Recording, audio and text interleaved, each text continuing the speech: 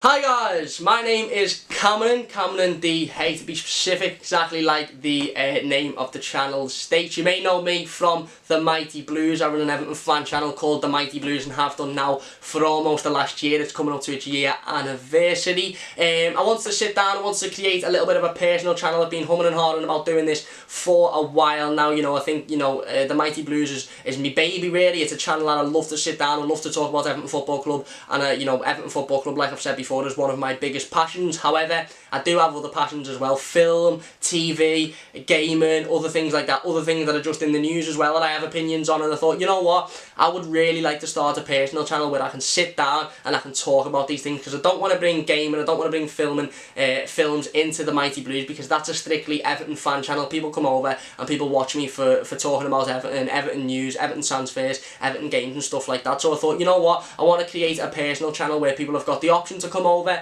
and hear my opinions on other things. We're going to talk about Stranger Things Series 3 today, so warning firstly before you go any further in this video, there is spoilers. There's spoilers discussing the ending of Stranger Things Series 3, there's spoilers discussing some of the fan theories for Season 4, there's spoilers discussing the other two series of Stranger Things as well. So if you haven't you haven't seen them, or you're planning to see them, then I would sort of recommend you click away now, because there is going to be spoilers in this video. I must warn you. However, like I said, I thought it'd be interesting to sit down and do another channel and let me sort of sit down and talk about some of the other interests that I have and some of the other hobbies that I have as well. So I hope you do enjoy the first episode or the first video on this channel. I do just want to say as well, I don't claim to be a film expert. I don't claim to know everything about film. I'm not doing this channel to say, oh, I'm a film expert, I know loads about film. I'm not. It's personally just my opinions. Everything that you'll hear in this video is all my opinions about the Series 3 of Stranger Things. So there's nothing in it that I'm stating as fact. There's nothing in it that I'm saying is,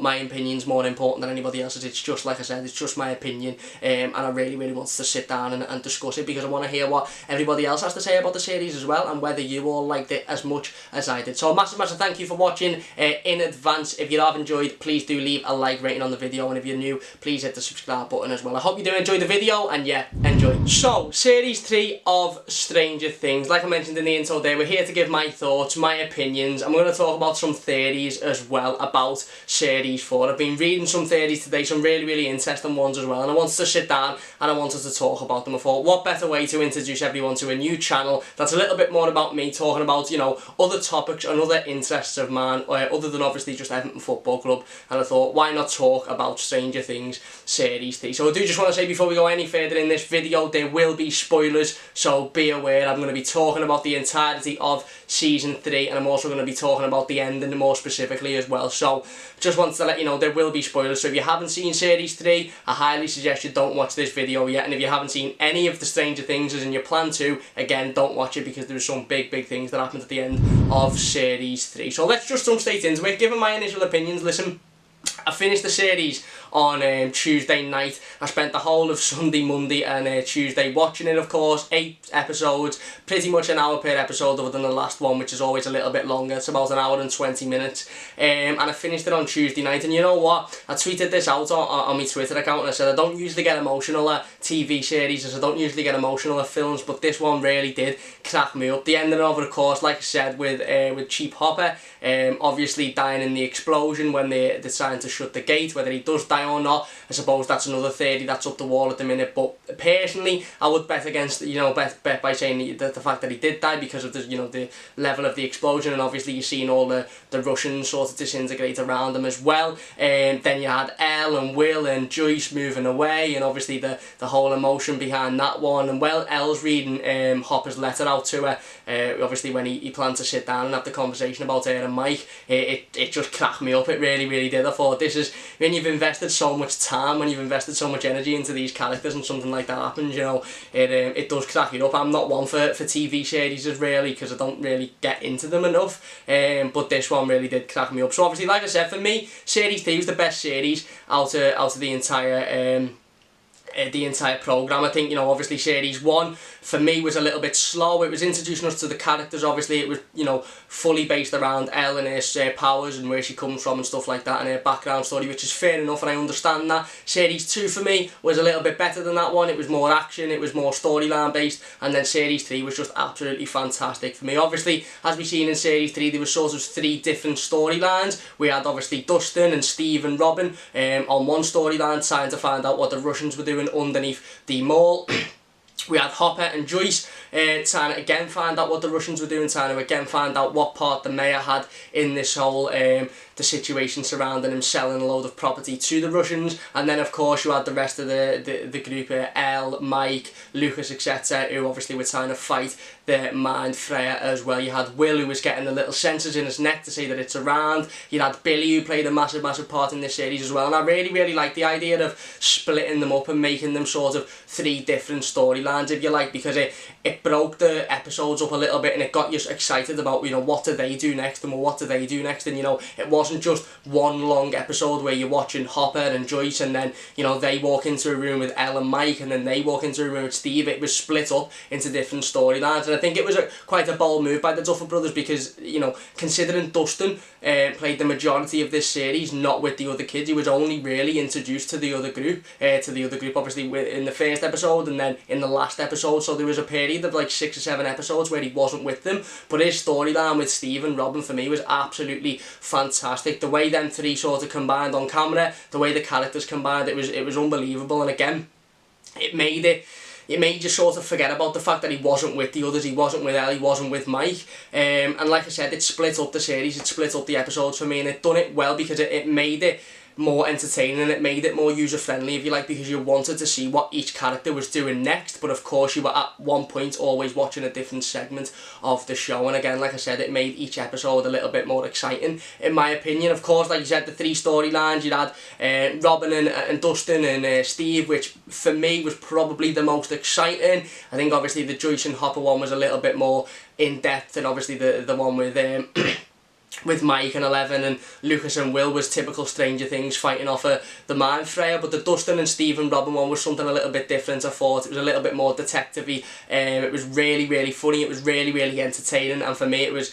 just absolutely boss to see those 3 characters sort of engaging in the way they did. Obviously we knew that Dustin and Steve had a good relationship from the previous series, however Robin being a new character being brought in, I think she's done absolutely fantastic to settle into that group, and then of course towards the end to settle straight back into with the rest of the group as well. It was almost like she'd always been there. So of course, like I said, for me it was a bold move to keep Dustin away from the rest of the group for the majority of the series. However, I think it really did work. Of course, he was reunited with the rest of the gang towards the back end of the series, the last couple of episodes. You know, you had Billy, who played a massive part in this series, of course, being the first person or the first sort of main character infected by the Mind Freya. His job then was then to go and try and, you know, the end goal was to try and capture Elle and try and get Elle's powers, and we'll talk about Elle in a little second, because I think it's really important, especially when we're talking about potential series 4s and theories for series 4, to discuss Elle and the part that she may have to play in that. But obviously, you know, along his journey to try and get Ellen to try and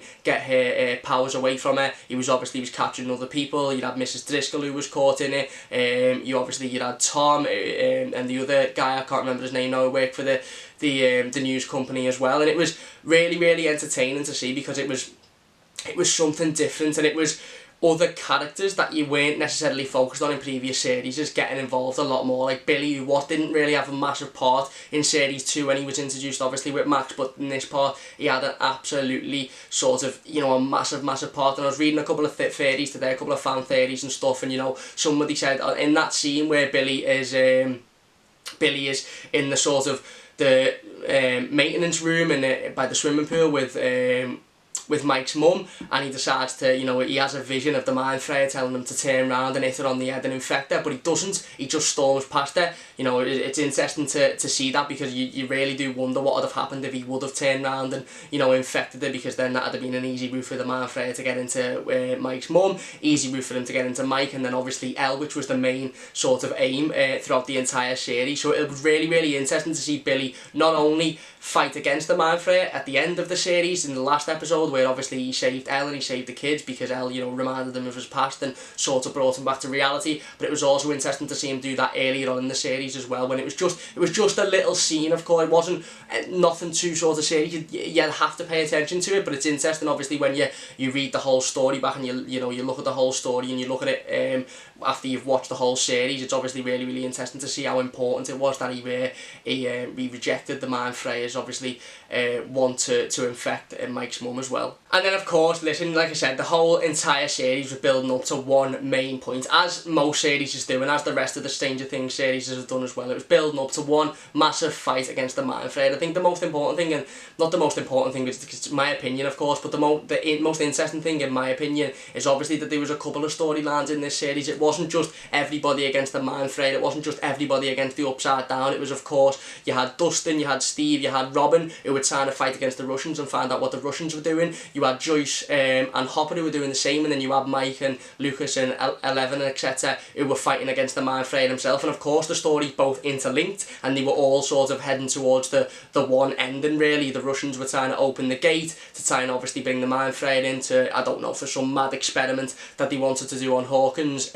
However, it was really, really interesting, and I think for me, it made the series is the fact that they split them up into different segments, and like I said, it made each episode a little bit more entertaining, and you're wanting to see what's happening next. The last episode, as always with any series, was quite emotional for me, of course. Like I said at the start of the video, there is going to be spoilers. This is the time when you're going to, you know, hear the most spoilers, so if you've got this far and you don't want to hear about the ending, click off now. But like I said, the last episode is where it all goes down. Of course, you had the massive fight with the mind frayer. You had sort of Dustin and Steve and Robin hooking up with the rest of the gang. Obviously you had Jonathan and Nancy there throughout the entire series as well. They were also trying to work on, you know, what was going on with the with Mrs. Driscoll. That was another sort of part storyline. I wouldn't say it was one of the main storylines, but I'd say it was definitely a part storyline, and really, really interesting one, of course. But then, like I said, the last episode, you had everybody coming back together. You had all the kids reuniting. You had Hopper and Joyce coming back as well, and they were all sort of, they had this one aim really. You know, Hopper and Joyce at this point were aware that there was a, you know, some sort of mythological creature coming, a little bit like the Demogorgons in the previous series. The mind frayer was coming, but they still wanted to knuckle down what the Russians were doing, what the Russians wanted. Of course, you know, they found out that there was a plan to open the gate completely and, you know, let the Upside Down infect the whole world once again. So they went on their mission to try and stop that. They went on their mission to try and destroy that. I think one of the main characters in the series, and someone that played a massive part, was the big Russian guy, the Terminator-like guy. I don't think his name was mentioned that much in the series, or if it was, I missed it. But I think he played a really, really important part. You know, it was sort of a Jaws-like character. If you've seen the James Bond films, you'll know, you know, a little bit like a Jaws-like character. Wasn't the main sort of bad guy, wasn't the main villain in the series, but he was the henchman, if you like. He was the person that you always seen who was trying to attack, you know, Hopper, and trying to stop the Americans, as he called them, from obviously breaching their operation. And I think he played a massive part in the series, and it's a shame that he died at the end of it. He has, the actor who plays him has come out at Comic-Con and said, you know, it's sci-fi horror, it's a sci-fi world, who knows what could happen. All we know now is that he's dead, but it doesn't mean that he won't come back in the future. But I think they'd have quite a bit of trouble trying to bring him back and trying to sell to fans that, you know, he didn't die in that massive explosion when he was thrown into the big massive machine by Hopper. But I think he played a massively important role in the whole series, because again, he was someone to look out for. Again, he was someone that when he come on the screen, you were thinking, shit, he's there, move Hopper, get out of there now, run. You know, he's there and he's dangerous. And like I said, absolutely fantastic role for him. But obviously they all come in towards the end. You had Joyce, you had Hopper trying to fight against the Russians one final time, trying to destroy that machine that was attempting to open the Upside Down. That actually did open the Upside Down, of course, because it let the mind frayer come into the world and obviously affect Billy and affect the rest of the guys that got affected.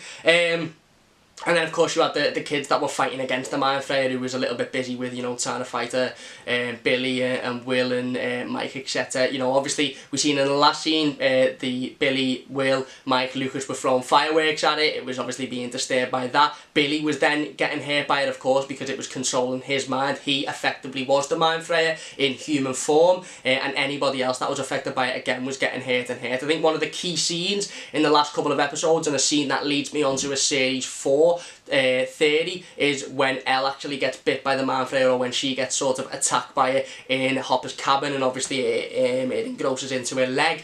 You see it in the last episode, I think it is, crawling around in her leg, and she has to use her powers to get it out after Jonathan's failed attempt to use a knife. I think, like I said, we'll go into talking about some theories in just a second, but that plays a really, really important part in a lot of the theories that I've read in the last day or so.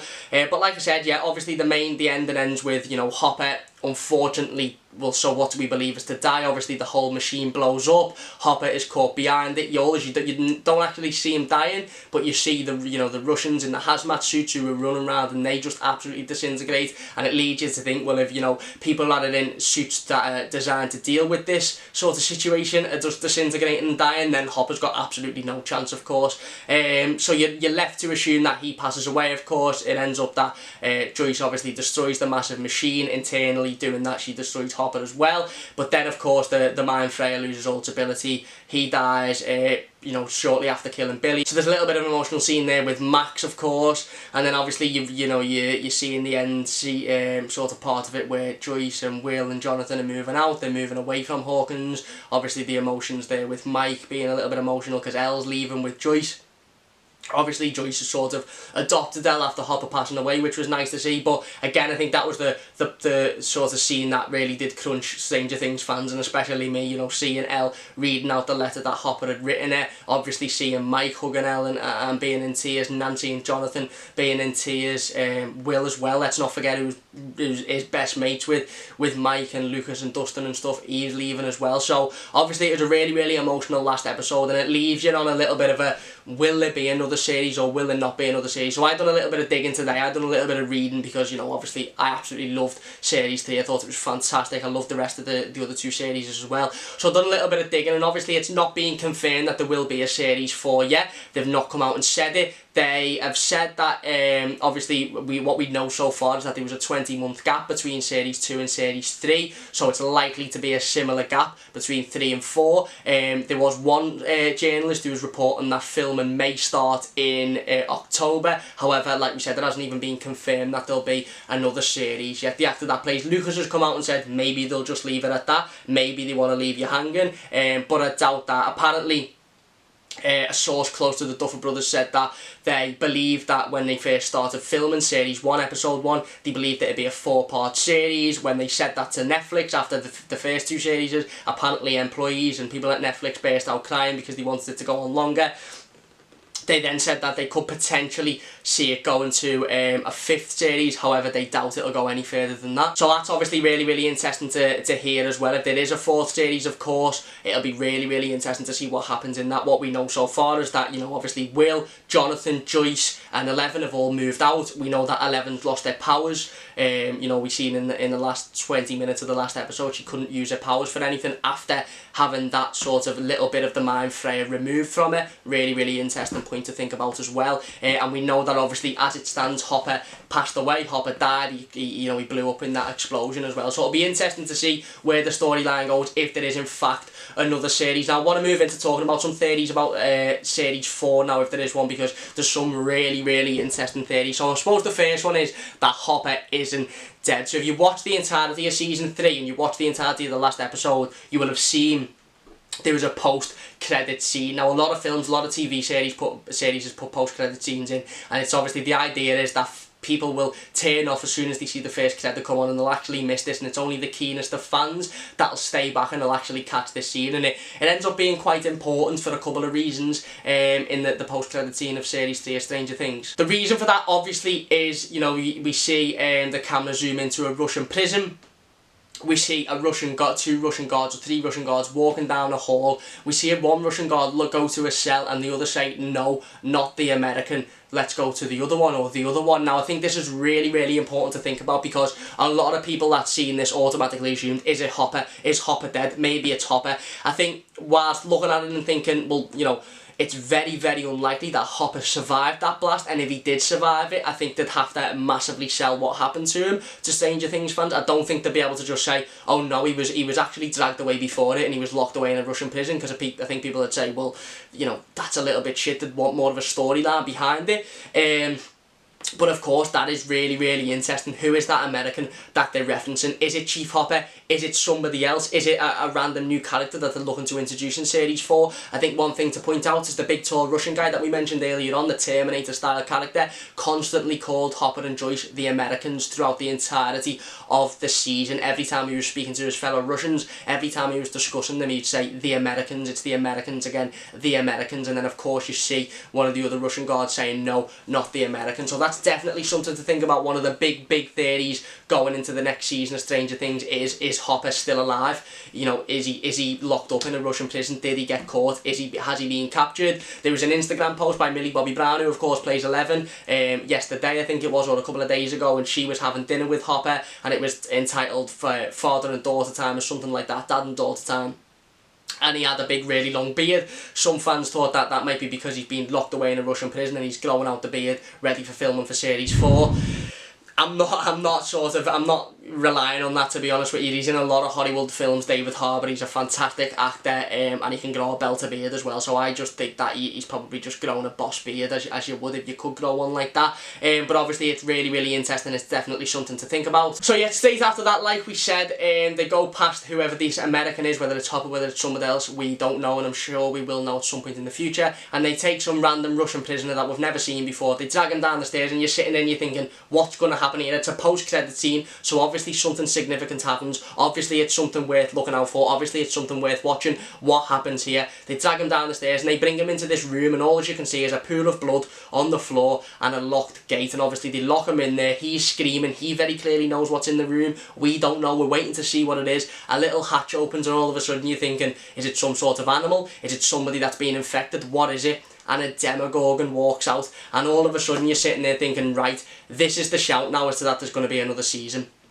This, for me, is the Duffer Brothers coming out and saying, look forward to the next season, because who knows what's going to happen. There's a Russian prison, obviously somewhere in Russia, there's snow everywhere, you don't know where it is, and there's a Demogorgon locked in there. They've obviously caught it hostage, and they're using it at the minute to torture prisoners. They're using it as sort of a death sentence. If you're bad in prison, you go down and you get eaten by the Demogorgon. It then eats whoever the Russian prisoner is, you know, and that's it really. I think it's really, really important, this scene, because not only does it state there's a Demogorgon living in the world now, whilst the gate is being closed, obviously, by Joyce destroying the machine. It also states that the Demogorgon is in the hands of the Russians, who, of course, throughout the entirety of Season 3, were looking to bring in Demogorgons and Mind Flayers and everything into the world of Hawkins, into the city, to try and destroy the city and to try and, you know, I don't know, get some one over America. Again, like I said, really, really important scene, of course. And it also, for me, says, is the gate closed?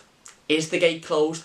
With that little bit of the Mind Flayer being in L, is the gate closed, or is there still a bit of the Mind Flayer living at L? And that's something that we're going to talk about in a second. But like I said, it's really, really interesting. It's a fantastic post-credit scene, and it really, really does say, to me anyway, that, you know, the gate mightn't be closed, or if that gate is closed, maybe there's another gate.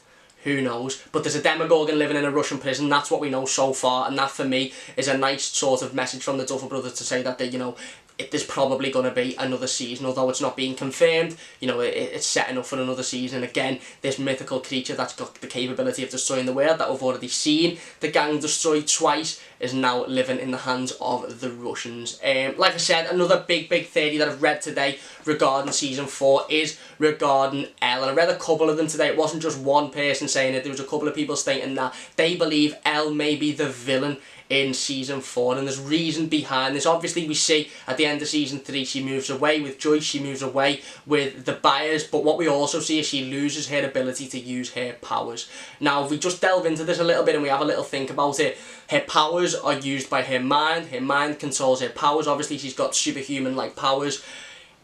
If they have been taken away from her, if she can no longer use those powers, does that scream that she's not in control of her mind? What did the Mind Flayer do, you know, throughout the entirety of Season 3? He controlled Billy's mind, he controlled he or she, it controlled Billy's mind, it controlled Mrs. Driscoll's mind, it controlled Tom Holloway's mind as well. So does this scream that when that little bit of the Mind Flayer was in Elle and it jumped out, and obviously the Hopper stood on it, it was thought to be dead, it then crawled back into the Mind Flayer when it come back as its big monster self, is there still a tiny bit of the Mind Flayer within Elle? And that would explain a lot for me. It would explain why she's lost her powers, because she's no longer in control of her mind. And it would explain why people think that she may become the villain in the next series, because the mind flayer might have that similar effect as that it had on Billy on Elle, of course, and it might try and console her mind, knowing that she's got superhuman powers anyway. It might try and bring her back to Hawkins, of course. Obviously, Michael have missed her, you know, Dustin will have missed her, Lucas will have missed her, everybody will have missed her. It might have him bring it back to Hawkins, and then of course try and infect every other one of the kids as well. So it's obviously a really interesting theory, and it's a theory that you look at and you think, you know what, that could come to fruition. I can see that happening, of course. There's obviously a reason as to why Elle lost her powers. We never really find out that reason, so it'll be interesting to see that, of course. And, you know, there's obviously a reason as to why, you know, the little bit of the mind flayer was living inside there. So, obviously, that's nothing solid yet, it's just fan theories at the minute. I thought they were quite interesting, I thought I'd bring them up. Let me know what you think about them in the comments section down below. But anyway, yeah, that's my summary really of Series 3 of Stranger Things. I hope you've enjoyed the first video on the channel. I hope you've enjoyed me summarising it. Like I said at the start, I don't claim to be a film expert. I don't claim to, you know everything about film. I just really like this series. I thought it was fantastic. I thought it was really interesting, and I like the whole, the all three series of the Stranger Things. And I thought, you know what, I've been wanting to do a personal channel for a while now, been wanting to sit down and talk about other topics, so I thought what better way to start is to sit down and talk about, you know, something that I've watched very recently and something that I've been looking into, because, you know, I'm really interested in. So I hope you have enjoyed. If you have, please do hit that subscribe button. There'll be more videos obviously like this, other videos discussing other hobbies as well, and things that are in the news and stuff like that within the next coming weeks and months. So don't forget to hit the subscribe button if you are new, which I assume you all are because it's the first video on the channel, proper video anyway. And if you have enjoyed, please do hit that like button. Once again, a massive thank you for watching, a massive thank you for support on the Mighty Blues, and hopefully, you know, we can build a little bit of a community over here as well, and have this channel to talk about other things that aren't just Everton Football Club. But anyway, massive thank you for watching. Please leave a like if you have enjoyed, and I'll see you soon.